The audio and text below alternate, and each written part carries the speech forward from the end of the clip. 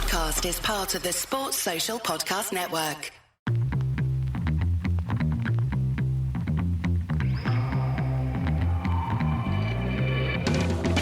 Welcome to the 1905 podcast, home of the world champions, Chelsea. Each week, Joe and I bring you our unfiltered takes on the highs, the lows, and everything in between, following the Blues from Gate 13 of the Matthew Harding stand. Let's hit the notes. Thank God that is over. Chelsea win 4-3 at the Molineux, and I think if there was another 10 minutes of that game, I think we'd probably end up losing it 5-4. Oh, that second half was a very, very difficult watch. Having had a very enjoyable first half, it was, a game of two halves. I don't really know whether to start with the positives or the negatives on that one, because there are plenty of both. It really is never a dull moment supporting Chelsea, is it? I'll start with the positives, which were mainly in the first half, let's be fair. And I thought first half we were excellent. Again, that feels like about a day ago at this point, because honestly, I thought we were going to throw that away in the end. But first half, some of the football we played was brilliant. I thought some of the individual performances were superb. And a couple of the guys I'm going to mention now carried that on, I thought, into the second half. I thought that Andrey Santos was fantastic in every facet of his game, in my opinion. The goal, obviously, that starts us off, a great hit on his left foot after some really good pressing, and you kind of seeing that Andrey Santos that we saw so many clips of at Strasbourg, aren't you? And then in the second half, I think we saw the other side of his game, coming in and playing as more of a defensive midfielder and getting in some key challenges, keeping the ball well. I feel like his passing is, if you watch him on either foot, is so assured. It tends to always be in front of the man. Really good pace on it. He's one of those players that instantly I trust every time he has the ball. And I thought he was, in my mind, our best player on the night and was superb. So a really good moment for him, and I think a really important moment for him to get a goal. And I think he's put himself very much in the conversation to start at Tottenham on Saturday. Another guy I want to mention is Hato, who I thought, again, had a genuinely really good game. You're starting to see this player, aren't you, in him, and why he was so highly rated in Holland and by Ajax fans in particular. He's got a bit of everything. I thought it took a little while, didn't he, to settle in at Chelsea. In the first couple of appearances, looked a bit naive, but you're just starting to see someone now who looks really assured whenever he plays. He obviously played at left back and then more of a left centre back role as the game went on, and generally, even amongst the chaos of that second half display, was pretty good, I thought, overall. So shout out for him. And the other guy I want to kind of call out with a positive mention is Jamie Gittens, who, particularly in the first half, looked brilliant, to be fair. Really confident, taking on his man every time he got the ball, had a real swagger and spring in his step, and was doing kind of all the things that you want to see from a player like him, a winger who's asked to go and get the ball, take people on. I think great assist for the Tariq George goal. And just superb. Just a really good display. Second half, he faded massively, like the whole team did, but he hardly had a kick. And it was amazing because just before he scores an absolute worldie, which I'm just watching a replay of now, he looked basically in pieces, like he had nothing left in the tank. He looked absolutely knackered. And then the ball obviously falls to him. And what a goal. What a way to get off the mark with your first Chelsea goal. You want new players to get off the mark as soon as you can. And obviously for him and Andrey Santos to both have got their goals, we know how important that is for them. And great goals from both of them. It's pretty much where the big positives end, isn't it, really? The second half, where do you start with it? Where do you start with the performance? I mean, if Maresca had any hair, he'd have pulled it all out by now, wouldn't he? We started terribly. Lucky not to have conceded within 22 seconds. Right from kickoff, Wolves nearly score. And the best way to describe the game is every single time Wolves put the ball anywhere near our box, you thought they would probably score. And to be fair, they nearly did. They had so many chances in that second half. And I think they'll be looking at almost disappointed that they haven't come away with something from the game, which is insane when you're 3-0 down at half time. I'll let Joe talk maybe into a little bit more detail on what he thinks the problems are defensively, because he's better qualified to. But I think Chelsea have a major problem this season, a major problem, and it is our defending. A lot has been made of missing Palmer and obviously Delap, who we've got to talk about in a second, this season, and maybe missing a little bit of magic. I talked about it after the Sunderland game, missing a little bit of spark to break down these low blocks. But actually, when you look at the numbers of goals scored and how Chelsea have generally performed this season, goals really aren't the problem for us. It is keeping goals out. And you've only got to look at what Arsenal are doing at the moment at the top of the league, grinding out 1-0 wins. Sometimes that's what the Premier League is about. Like any league is about just getting that goal, getting ahead, and then knowing you can, stay in front. Chelsea have won multiple league titles doing exactly that at times in the season, at times in games. And you just know that this Chelsea team cannot do that. And unfortunately, at the moment, you're seeing, I think, a pattern that I can't see it not continuing, which is, let's be fair, makes it very, very difficult to watch, because you're always nervous. Anytime the ball's anywhere near the Chelsea box, that it's chaos ball, isn't it? That's the best way to talk about it. It's absolute chaos when it's bouncing around our box. It's a real worry for me. Chelsea basically got in the Champions League last season, finished fourth, because of our ability to close out games and win quite a few games 1-0 when we needed to at the end of the season. I don't know what has happened, apart from obviously the injury of Levi Colwill, and maybe he is just so important that we're really missing his leadership back there. But we look a completely different side defensively at the moment. And unfortunately, the problem is it becomes sort of self-fulfilling prophecy, doesn't it? Because other teams are watching that and thinking, right, that's the way to get at Chelsea. It's fairly clear that you need to put balls in the box, make set pieces count. Spurs will certainly do it, or try to do it against us on Saturday. We know how dangerous they are from set pieces this season. And it's just very, very difficult. And I'm looking at what Chelsea have built in terms of a squad. And they wouldn't have known that football was going to evolve quite to this degree that it currently is in the Premier League. But we've just not built a squad that is made for this. If you look at the average height of our players, and you can see it just from the eye test, looking at the matches, but certainly if you look at the numbers, we have so many short players. We are always shorter than the opposition that we play against in the Premier League. If you look at our midfielders, I'll start with the fullbacks. Let's take the centre-backs out of the equation, because all centre-backs are tall, right? But the fullbacks, Cucurella and Hato obviously aren't giants, and Reece James and Gusto aren't either. So certainly not renowned for their area ability. Easy for me to say. Enzo Fernandez, Caicedo, Lavia, and Andrey Santos. None of them are Declan Rice style players, are they? There's no height there.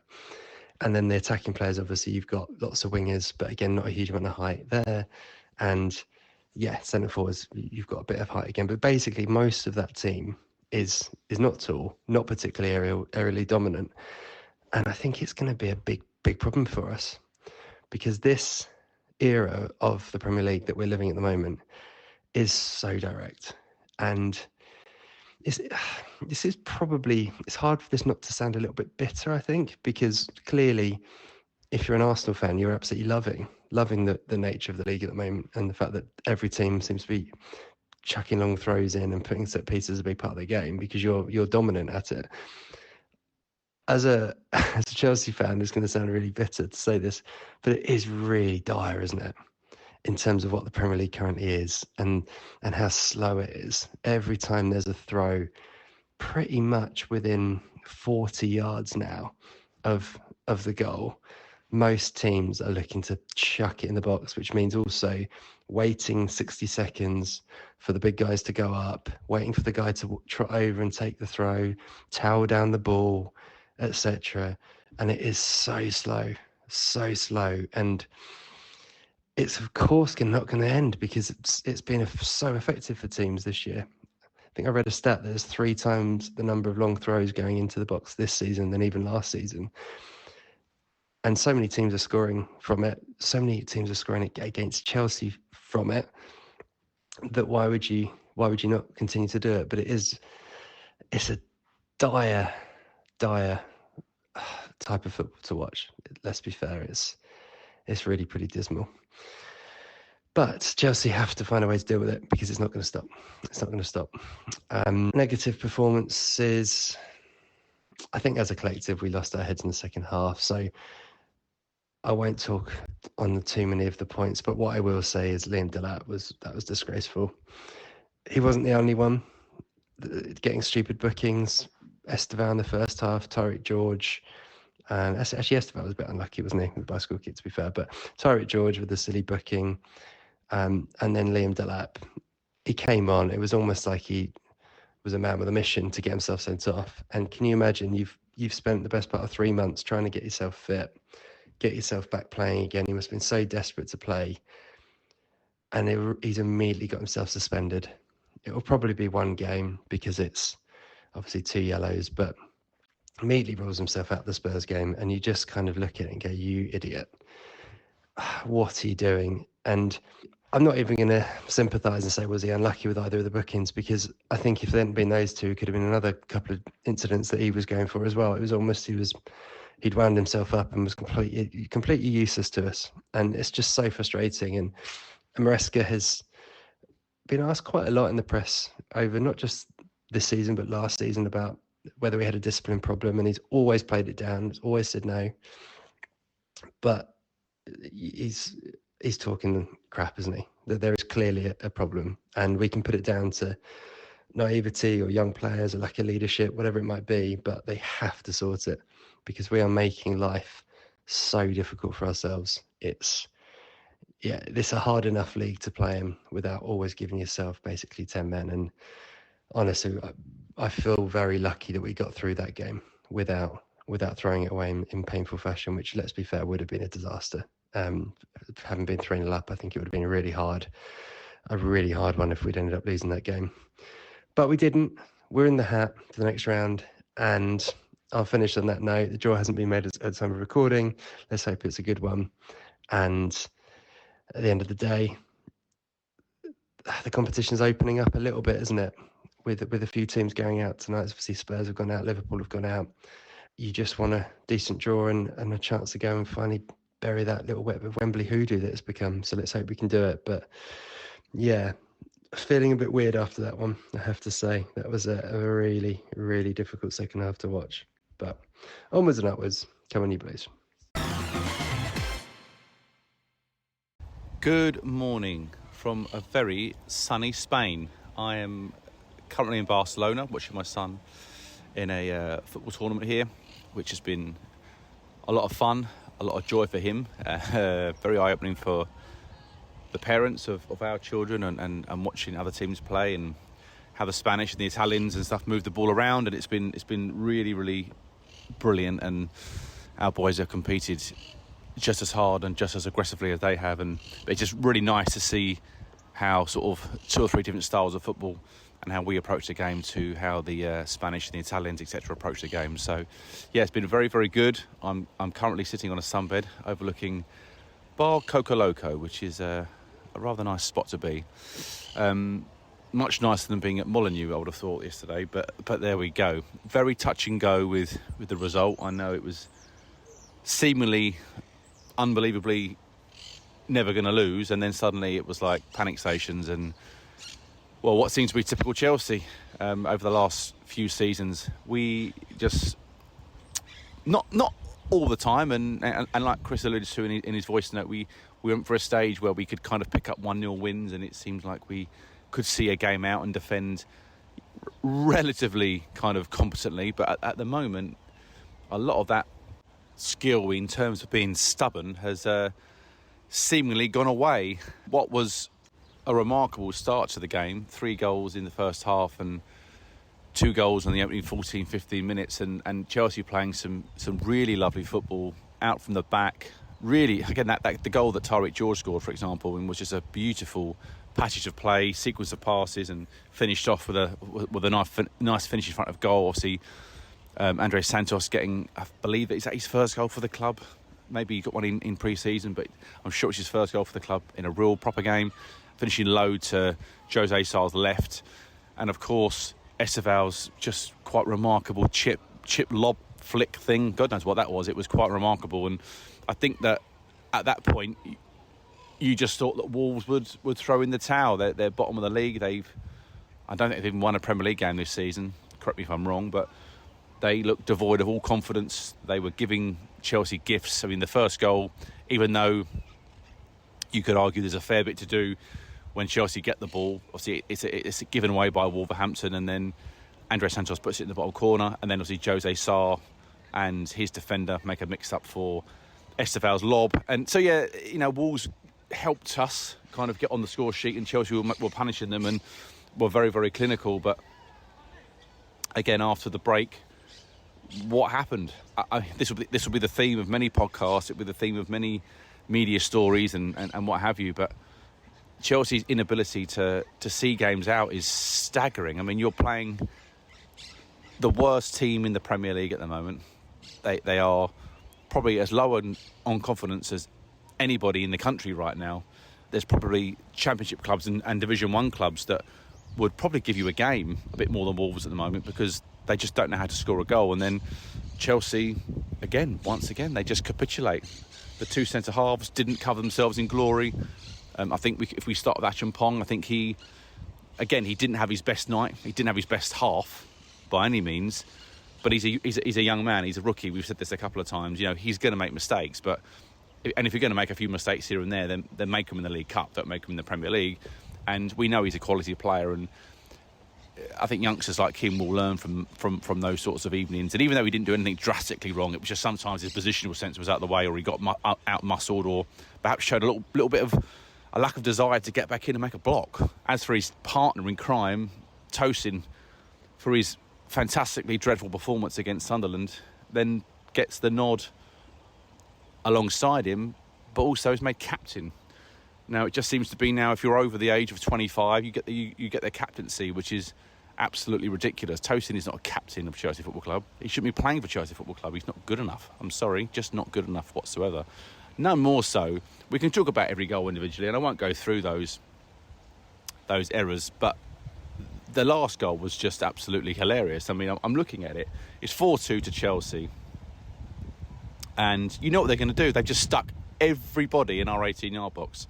And when it's coming down the pipe like that, straight down the middle, Jose Sá is only doing one thing. He's just going to kick it as hard and as long as he can. And you want your biggest, bravest, strongest captain on the evening to come out and just head that ball 40 yards away and get the line up 20 yards and kind of put Wolves to the sword. Chelsea probably make a counter-attack at that point, go and get a corner, maybe go and get a goal.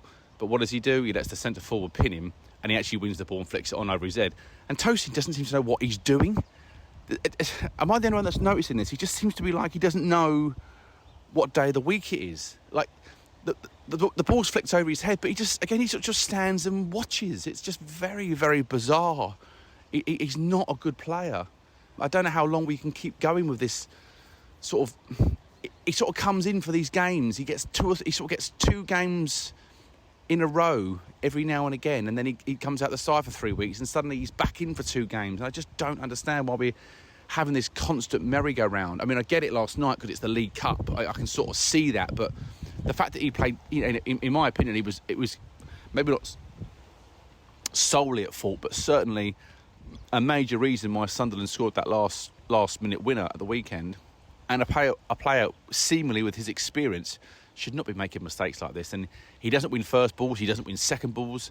He's not aggressive in the tackle, he's not aggressive in winning his duels. He's quite soft, if I'm being honest with you. He's 6'5", and he doesn't seem to be able to win anything. It's a little bit pathetic. I mean, the Europa Conference League really was about his level, quite frankly. I mean, I'm looking at it going, you're nowhere near this Chelsea team, and Maresca, for some reason, just keeps picking him, and it's almost like we're picking him based on his age bracket and nothing else. So, yeah, just very disappointed in him once again, just not good enough. And I don't want Tosin Adebayo leading my team out as captain. I'm sorry, I just don't want to see it anymore. It's not going to change. Maresca seems to like him, but I just don't know how many chances you keep giving the bloke. He's just not good enough in the back. It's just simple facts.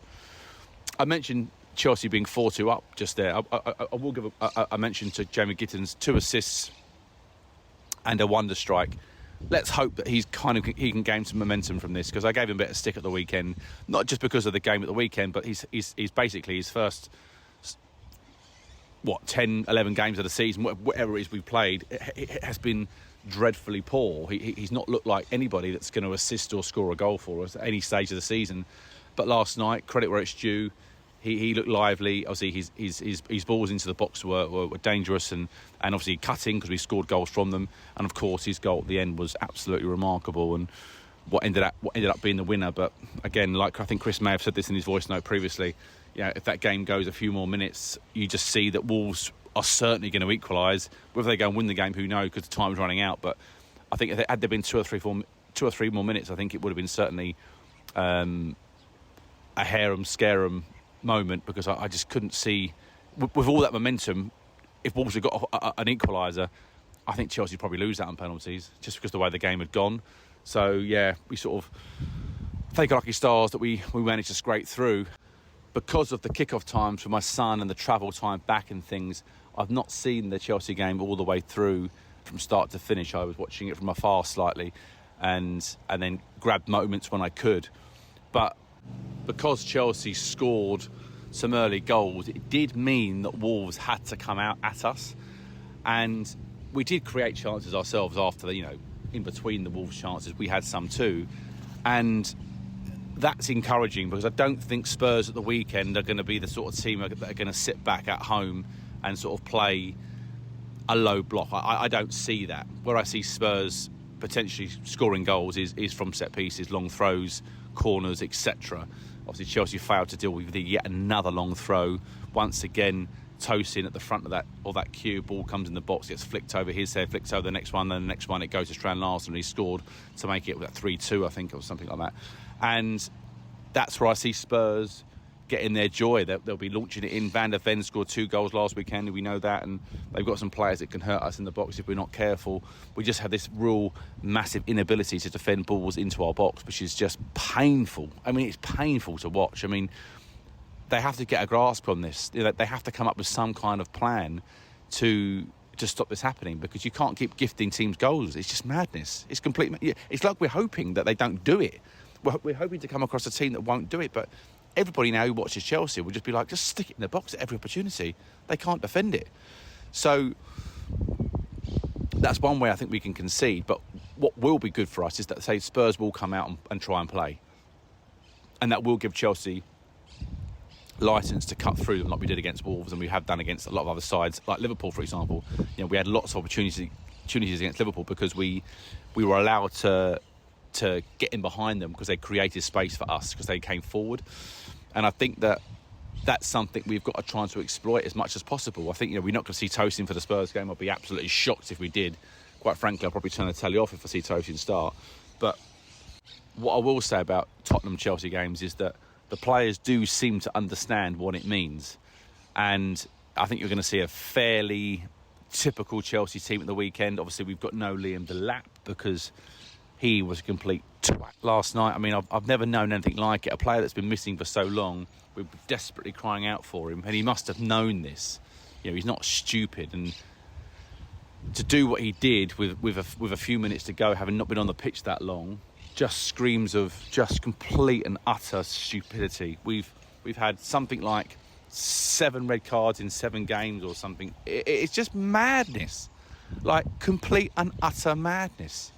What on earth is going through these players' minds? I actually don't. It's so.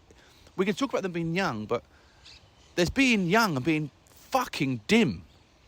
I mean, it's beyond belief. We're now having to go into the Spurs game. This is the slight worrying thing. I thought we'd have the lap there, at least for half a game, maybe. We're now having to go in with it with Tariq George, who did well last night and scored another goal. Or Mark Guiu, who's a very honest player, but I think he's more of an impact player at this stage in his career. And neither of them, I guarantee you, to score a goal. At least with Delap, you felt like he would cause them all sorts of problems. And he would sort of enjoy a hustle and bustle with the Spurs defenders. You know, he could even potentially wind them up to get them sent off. But no, yet again, Chelsea have shot themselves in the foot. They now are without, you know, one of their talismans, star strikers from the summer transfer window. And frankly, it's just, at this stage, something has to be done about it, I think. Maresca says he doesn't like to punish his players. He likes them to learn from their mistakes. Well, they're not learning, are they? Because every single week it's a different player getting a red card. I mean, it's nuts. I mean, I don't know if I've ever watched any team be this stupid with red cards.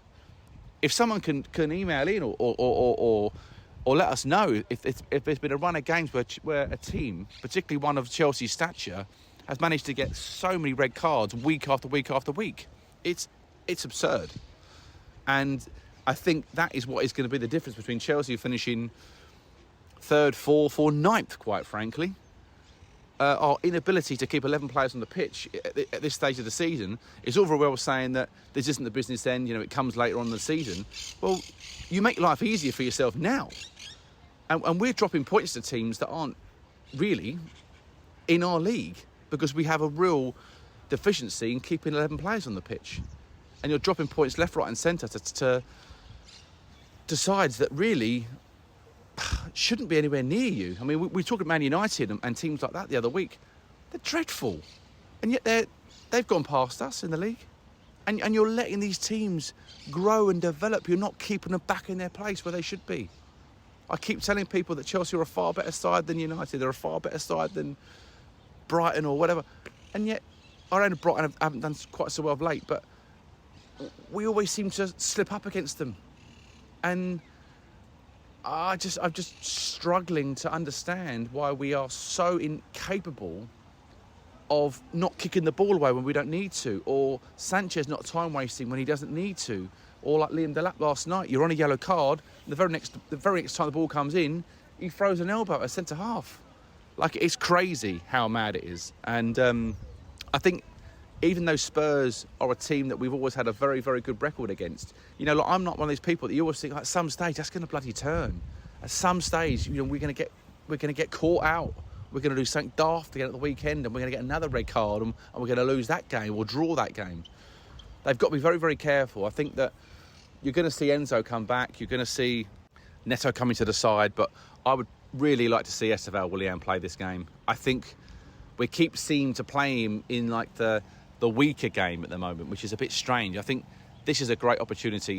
He scored another goal last night. I think he needs to start the game, whatever happens. He's bloody 18 or whatever he is. He's fucking fit. He's not unfit, for crying out loud. He can play 2 games in a week. It's nonsense. Chelsea are struggling and devoid of other players at the moment. They need to have somebody who's capable of going and providing a little bit of magic, a bit like Cole Palmer.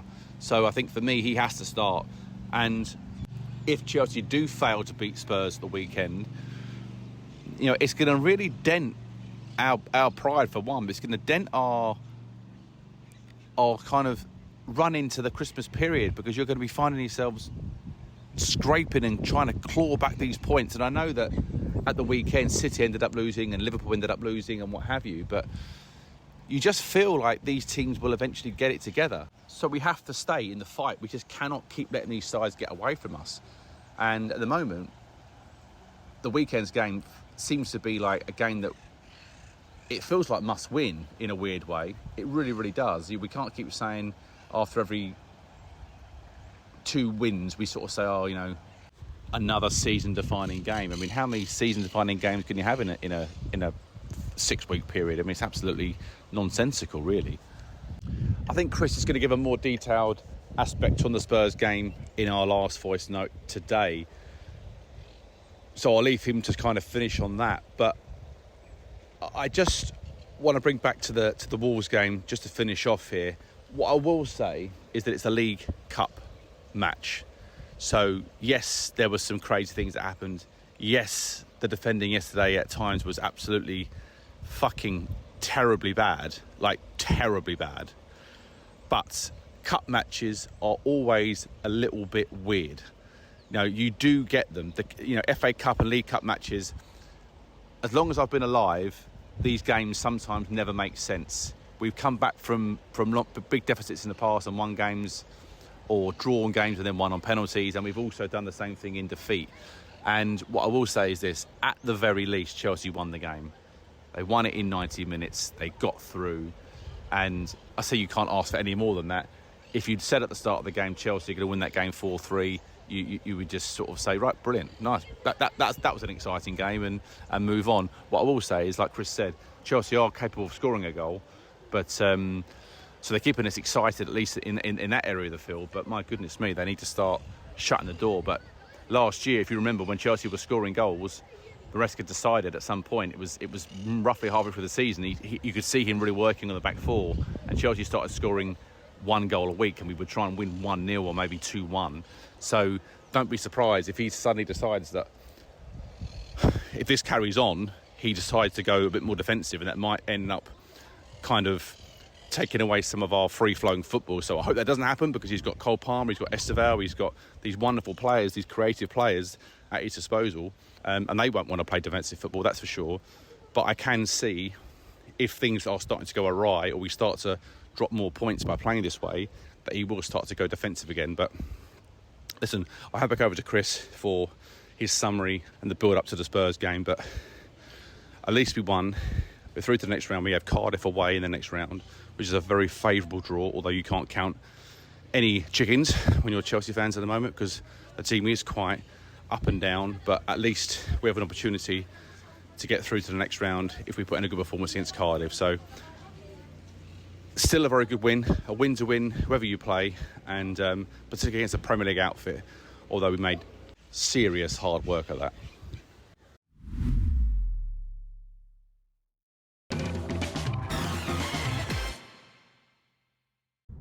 Good morning from London, where it's certainly less sunny than it is in Barcelona, I'm sure. I've got to have one final word on the Wolves game before we talk about Spurs, because I completely forgot to mention it last night. I think I was still in some sort of state of shock after that second half display and getting over the fact that we'd scraped through.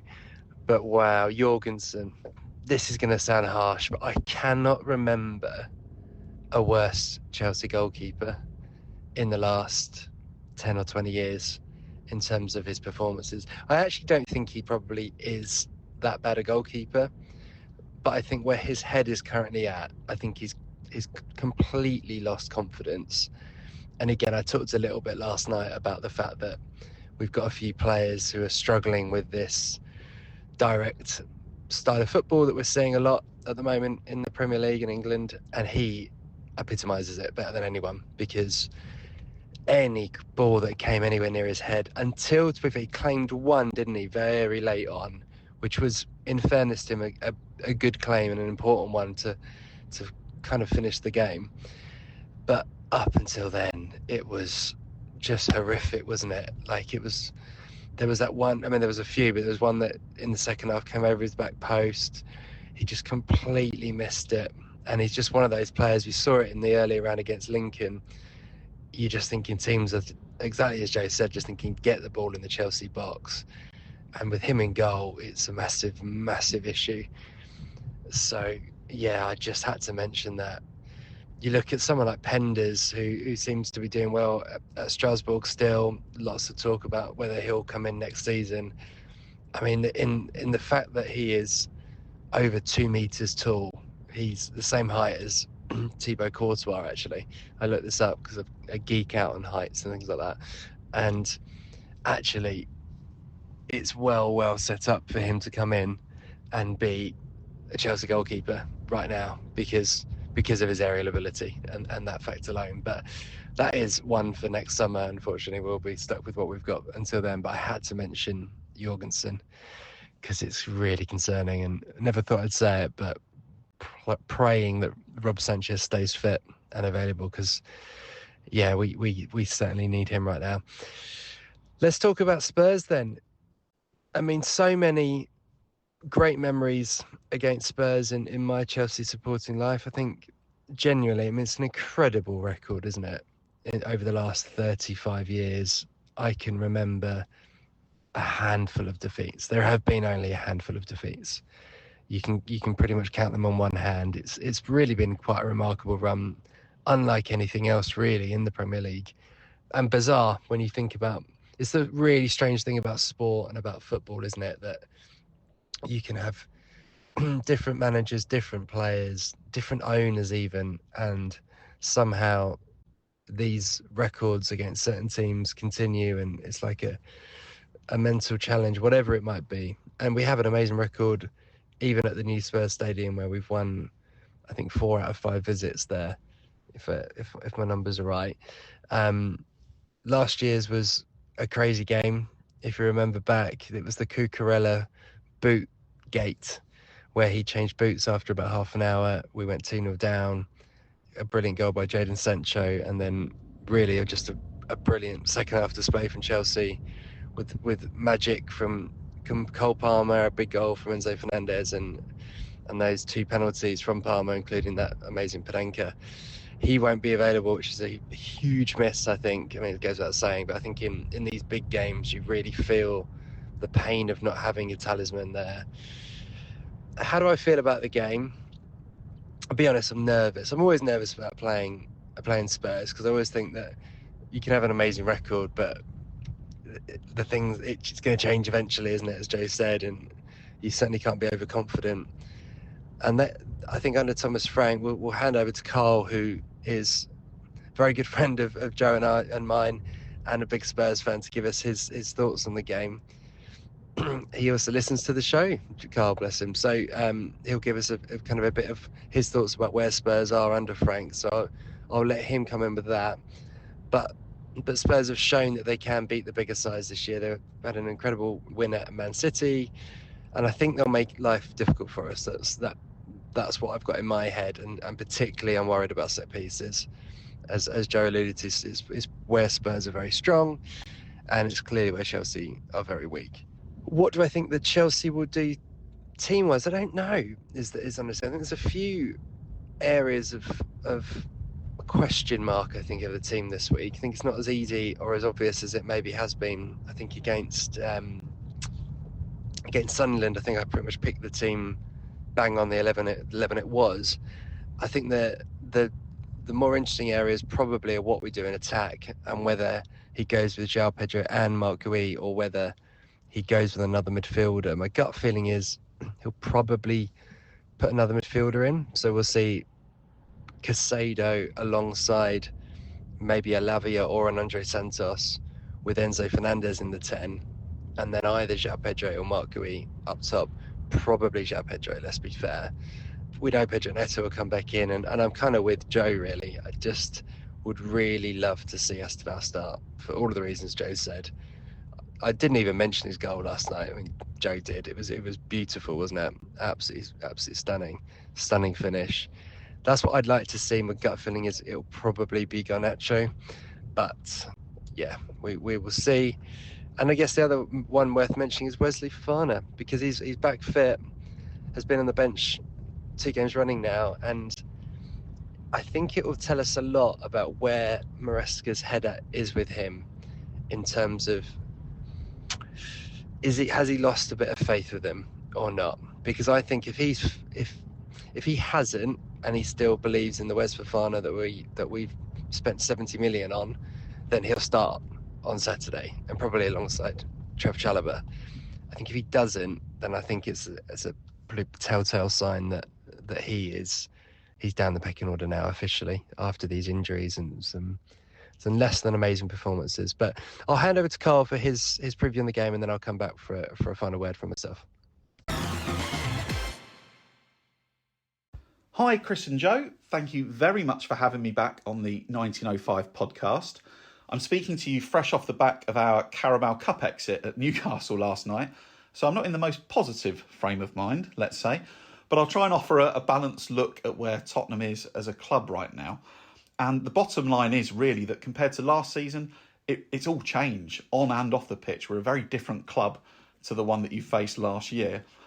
Daniel Levy, of course, is out after 25 years. That's the big news. He was forced out by the ownership. There's no question about that. He's a guy who was very good at generating revenue and raising profile, but also, let's be honest, lining his own pockets. And 3 trophies in 25 years will be his legacy among the fan base. And I would say the fan base is pretty happy as a whole that he's gone. We've got a new leadership team in place as a result. And in addition, ENIC, aka the Joe Lewis family trust, they've taken a more active interest in the club, it seems, particularly through Joe Lewis's children. I think they're the ones who forced Levy out, it seems. And we've had a £100 million capital injection in October. They seem to be at games more. Time will tell if it's more of the same or if they really are interested in competing on the pitch. We'll see the evidence of that, I guess, in the next few transfer windows. And on the pitch, the kind of chaotic Ange Postecoglou era came to an end with a trophy after that night in Bilbao, beating Man United in the Europa League. Everyone associated with Spurs will be eternally grateful to Ange for ending that kind of 17-year trophy hoodoo. Although there's no question it came at a price. 17th in the league, the worst domestic campaign that any contemporary fan can remember, that's for sure. Now, there were a combination of factors leading to that. Ange said he phoned in the league campaign, basically, and sacrificed it. We had a much publicised injury crisis as well. More on that shortly, unfortunately. Perhaps, I'd say more so, the refusal by Ange to adapt or change tactically was a real problem. You know, that kind of attitude of vibes, or that's just who we are, mate. You know, that famous famous saying. Unfortunately, that didn't fly in the end, and I think it was right that we moved on from Ange. I really do. There's one more big change too, in the kind of talismanic club captain Heung-min Son left for the US, and despite his undoubtedly waning effectiveness, and we saw evidence of that last season, he just isn't the same player. He leaves a huge hole at Spurs in terms of character and soul, if you will, and the link to the fans. He was Mr. Tottenham, and him going is a big loss. So it's Thomas Frank in charge now, a guy who was so impressive at Brentford, and his approach, for better or worse, it couldn't be more different to Postecoglou's. Gone are the vibes, the back four on the halfway line, the fullbacks in midfield, set pieces as an afterthought, and in has come greater pragmatism, more shape, more defensive solidity, certainly, and set pieces being a real strength at both ends of the pitch. But as with anything, your strength is also your weakness. In sacrificing that more open, expressive style for better structure, we've lost a lot of our attacking zip on the pitch. Now, obviously, we're third in the early stages of what is a very clustered Premier League table, but I think, if you're being honest, performances have been at best effective and at worst pretty stodgy and uninspiring. Open play creativity has been in pretty short supply, and actually our home form's been really average. We've got the 17th best home record in the league, whereas we've got the best away record, and I think we're the only unbeaten away side in the Premier League. That really is down to how Thomas Frank sets the team up, which is really strong away from home, but less effective when teams come to Spurs. He's got this favoured double pivot of Paulinho and Rodrigo Bentancur, which is very solid. And Paulinho, to be fair, has been a superb signing in terms of the off-the-ball stuff. But neither of them are really good at moving the ball through the lines with any kind of speed or quality. And if you couple that with Xavi Simon's slow adaptation to the Premier League, then creativity's kind of in short supply. And that's exacerbated by our old friend, the injury crisis, something that's blighted Tottenham for 3 or 4 years now. Of course, through the whole Postecoglou reign, it was a problem. As of last night's game, I think the list of first-team players unavailable is 10 or 11. Now, the longer-term injuries, which normally are the easiest to plan around, they're the ones that are hurting us the most, because Dejan Kulusevski's been out since the end of last season, and James Maddison did his ACL in pre-season, and he's probably going to miss, if not most of, then maybe the entire campaign. That's a lot of goals and assists lost, and also a lot of freedom and creativity. So we've lost that from our game. And then Dom Solanke, who has barely kicked a ball this season. Now, he's not everyone's cup of tea, and I'm not saying he's an elite player, but his skill in holding the ball up and running the channels and linking play, we've really missed that this season. On top of all of that, and all the other guys who are out, Christian Romero, who's our new club captain, he's also been injured the last 3 games with an abductor strain. Now, Romero, it's not just about his defending, and he is underrated, I think, outside of Spurs, but it's his passing. We don't have anyone in the midfield or the defence who can play line-breaking passes from deep and get us through a press.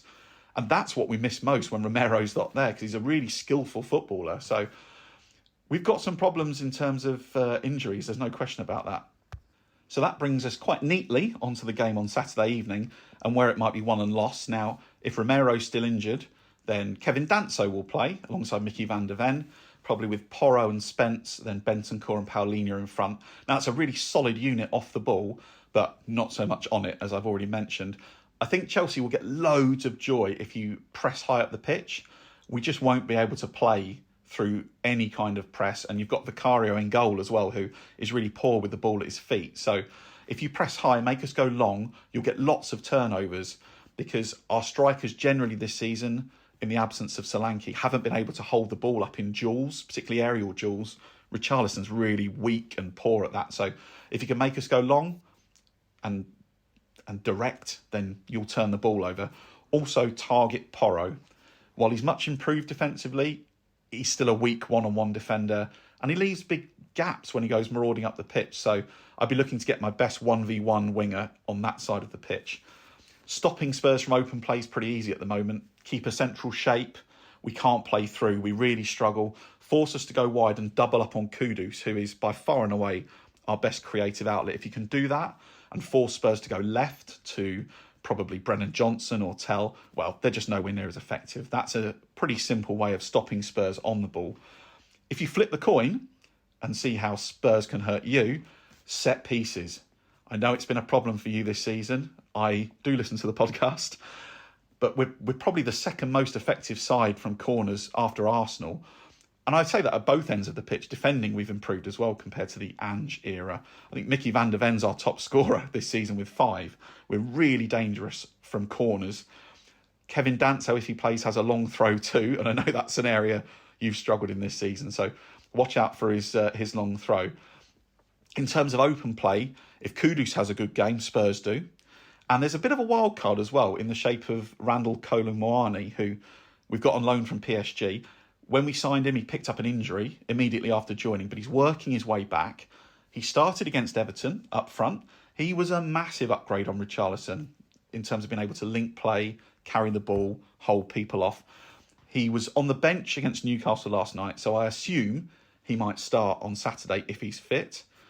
So he might bring a bit of a wild card, a bit of an extra dimension to our attack in terms of retaining the ball in high areas.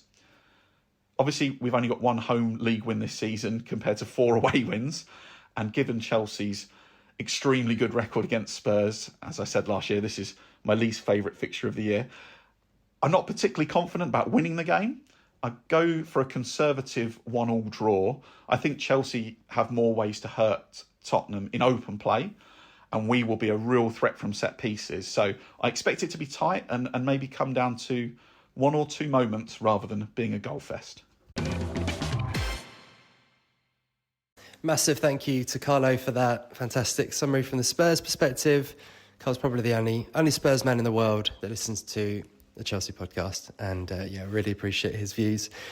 So I think, how does that make me feel about the game? Well, it makes me feel like even more likely we're gonna concede from a set piece, aren't we?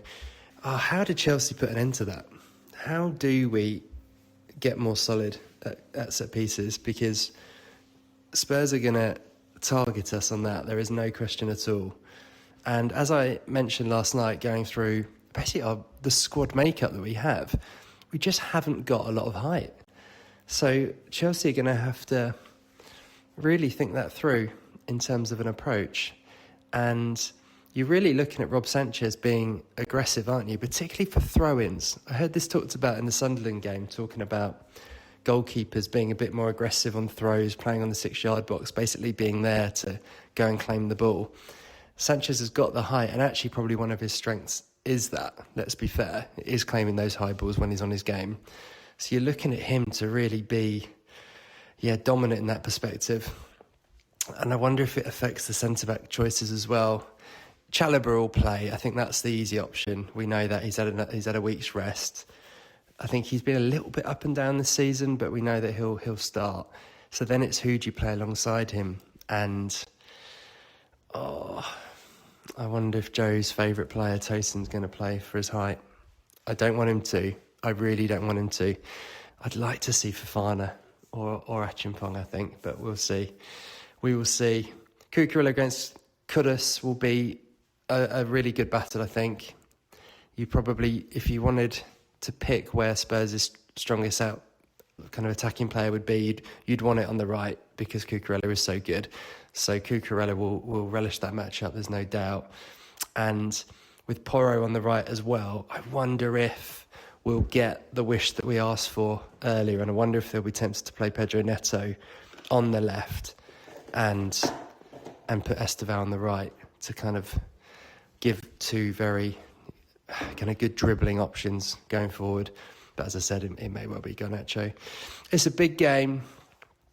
This is going to sound really negative and probably going to get a lot of stick from my Chelsea supporting mates for this, but I think I'd probably take a draw, to be honest. I think the little patch we're in with these injuries and just looking a little bit vulnerable, I don't want to fall further behind Spurs, who will most likely be one of our rivals for Champions League this year.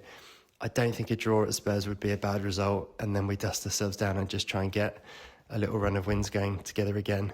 My big feeling is we have to stay in this season, stay in and around it for when we get people like Cole Palmer back, Liam Delap back when he's not suspended and in fact fully fit, and maybe even Levi Colwill if he can come back before the end of the season. I just think we need to stay in and around it for as long as possible and make sure that we don't fall away from that pack.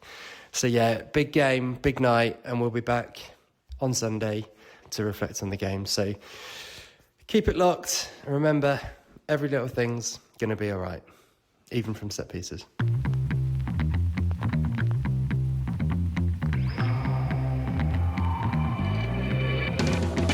Those were the Chelsea notes for this week. If you enjoyed the podcast, do us a favour and share it with a fellow Blue. And we'd love to hear your thoughts, so leave us a review wherever you're listening. Wherever you may be, stay carefree, and remember, every little thing's gonna be all right.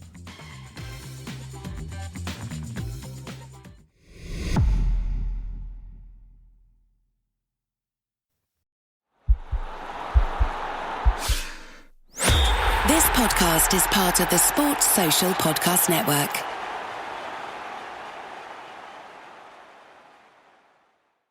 This is Hannah Berner from Giggly Squad. O-Pill is the first over-the-counter daily birth control pill available in the U.S. Let's be real, getting a birth control prescription is not always easy, and it's so much admin. In fact, about a third of women face barriers to access prescription birth control. Between scheduling appointments, missing work, class, or just trying to exist, it's a lot.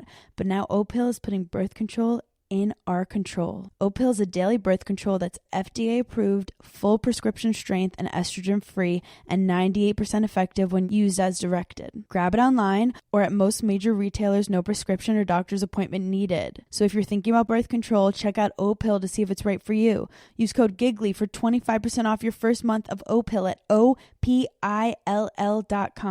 That's code GIGGLY at OPILL.com. Birth control in your control. We love to see it.